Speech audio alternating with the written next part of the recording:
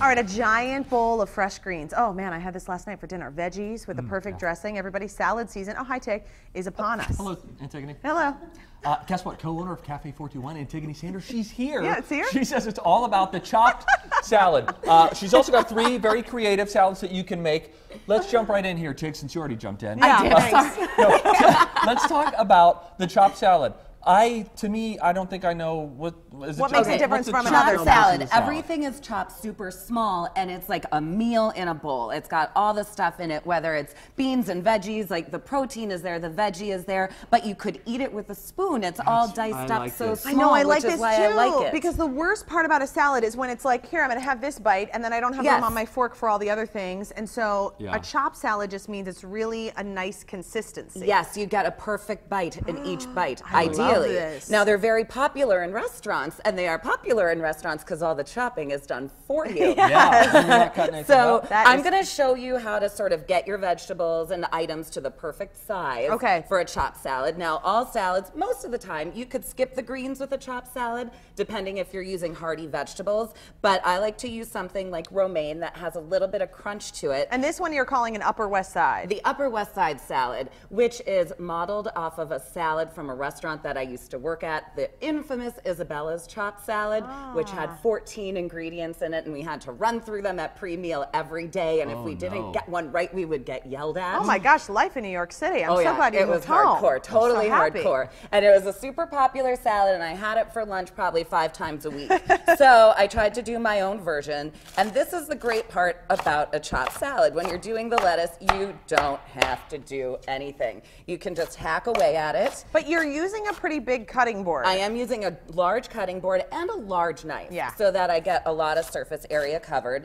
So then, like you were saying, the leafy greens are bite-sized. So over on your cutting board, Steve, I have, you both can chop or you can chop? No, Steve can chop. Okay, he's going to do basil. All right, the basil is a little easier. You are approaching it properly. You roll it up tight so you get some nice ribbons out of it. And that is included in this salad to give it a fresh flavor.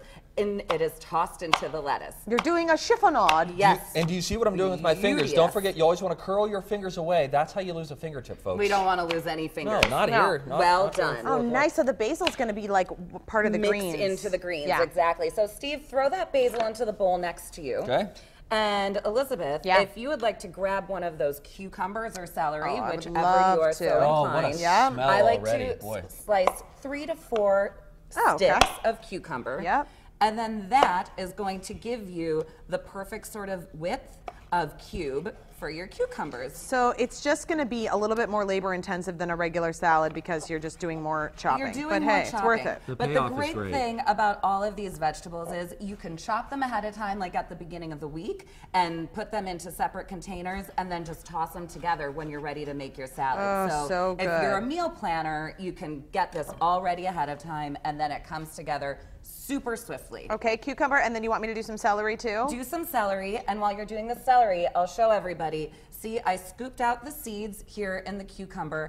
And the only reason I do that, I'm not that fussy personally if I'm making a salad just for myself, but if you're making this for a large group, you want to try to reduce some of the water content in the salad to keep the salad from getting too soggy. So I just use a spoon, scoop them out, and then cube around that. And it kind of just depends. Like I find the ones from my garden are like way more watery. And then, but like those English cucumbers, they don't have as many seeds. No, they don't. Even like scooping the seeds out of them is sort of a fruitless effort because there's not that many. Chopping technique. Beautiful. Real smooth chop. Look at that. That was very nice. You can take that plate of ingredients over there that are already prepped, and you have all the other, about 13, 14 rest of the ingredients for the salad: onions, tomatoes, roasted peppers, Kalamata olives, garbanzos, croutons, chickpeas, and the cucumbers. We also add feta and Parmesan, dump that all in. Wow, this is good, okay. And so all sorts of tasty stuff, a meal in a bowl, and we're going to move on to the dressing. Okay. So making salad dressing at home, everyone says is super easy.